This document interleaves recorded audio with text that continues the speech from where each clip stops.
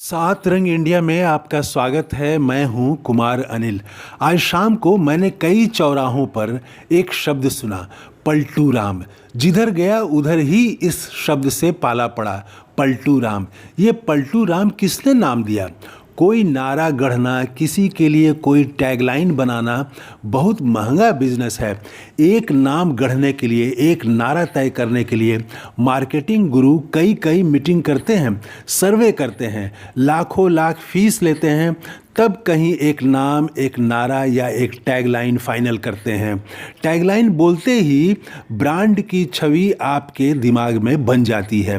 ये पलटू राम भी एक टैगलाइन की तरह है।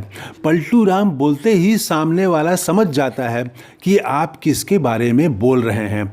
एक रिक्शा चलाने वाला, ठेला चलाने वाला, मछली बेचने वाली, एक साधारण आदमी से लेकर कॉलेज के छात्र और बुद्धिजीवी तक समझ जाएं तो वह टैगलाइन सबसे सफल मानी जाएगी।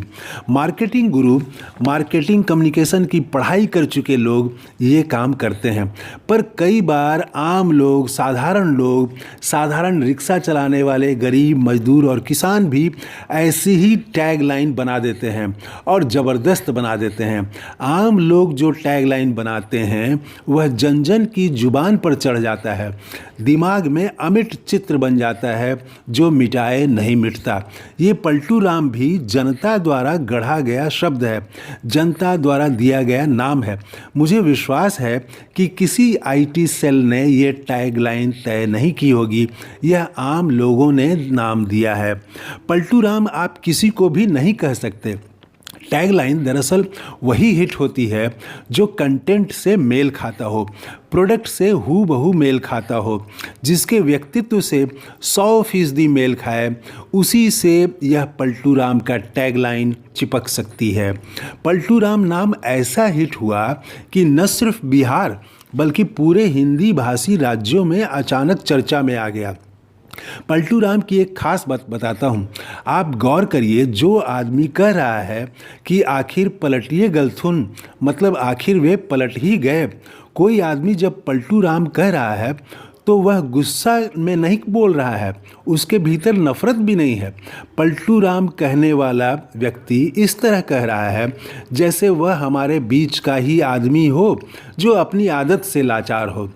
इसमें एक हल्कापन है, हास्य भी है, अगंभीर और अस्थिर चित्त का बोध होता है जिस पर भरोसा नहीं किया जा सकता।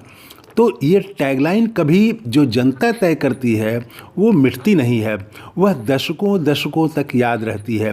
राहुल गांधी को भी पप्पू कहा गया, यह भी एक टैगलाइन ही थी, लेकिन ये जनता द्वारा तैयार की गई टैगलाइन नहीं थी, बल्कि आईटी सेल ने इसे तैयार किया था, जनता में प्रचलित किया गया।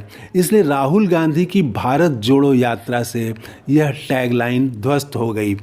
जो 4000 किलोमीटर पैदल चले, रोज़ सुबह 5 बजे उठ जाए, जाड़ा गर्मी बरसात चलता ही रहे, और वह भी एक टी शर्ट में, जो बेरोज़गारों की मांग उठाए, किसानों से लेकर कुलियों तक की आवाज़ उठाए, उसके साथ पप्पू वाला टैगलाइन फेल होना ही था। अब उसने मणिपुर से यात्रा शुरू कर दी, जहां बड़े बड़े नेता देखने तक नहीं गए। जो रोती हुई महिलाओं बच्चों के आंसू पोंछ रहा हो, गले लगा रहा हो, उस पर पप्पू का टैगलाइन फेल होना ही था। यह टैगलाइन जनता ने तय नहीं किया था, जनता ने ममता बनर्जी के लिए एक टैगलाइन दिया है, एक शब्द दिया है, दीदी। सियासत में अनेक महिलाएं रही हैं और हैं, पर दीदी बोलने से लोग समझ जाते हैं कि बात किसकी हो रही है, यानी ममता बनर्जी की हो रही है। मध्य प्रदेश में शिवराज सिंह चौहान के लिए भी जनता ने एक नाम दिया, मामा। फिर तो जिस तरफ ममता बनर्जी को समर्थक हो या विरोधी, दीदी ही कहता है, उसी तरह शिवराज सिंह चौहान सबके मामा बन गए। और पहले जाएं तो सरदार वल्लभ भाई पटेल को लौह पुरुष कहा गया और गांधी को महात्मा और बापू कहा गया, आज भी कहा जाता है। फिल्मी दुनिया में ट्रेजेडी किंग बोलने से ही दिलीप कुमार और जुबली कुमार बोलने से ही राजेंद्र कुमार की छवि उभर कर सामने आ जाती है। वापस आते हैं पलटू राम पर। बिहार में एक मौसम विज्ञानी थे, अब पलटू राम हैं। वो दाएं पलटें या बाएं, दोनों ही खेमा जानता है कि फिर से पलट सकते हैं। आप यह नहीं कह सकते कि अब वह नहीं पलटेंगे, यह उनका आखिरी पलट है। हम मर जाएंगे लेकिन उधर नहीं जाएंगे कहकर फिर उधर चल देते हैं। और राजनीति ऐसी फंसी हुई है कि दोनों को ही पलटू राम की ज़रूरत है, जिधर पलटे वह मजबूत। तो ये है हमारा नया वीडियो। अगर आपने इस चैनल को अभी तक सब्सक्राइब नहीं किया है तो ज़रूर कर लें। जय हिंद। Thank you.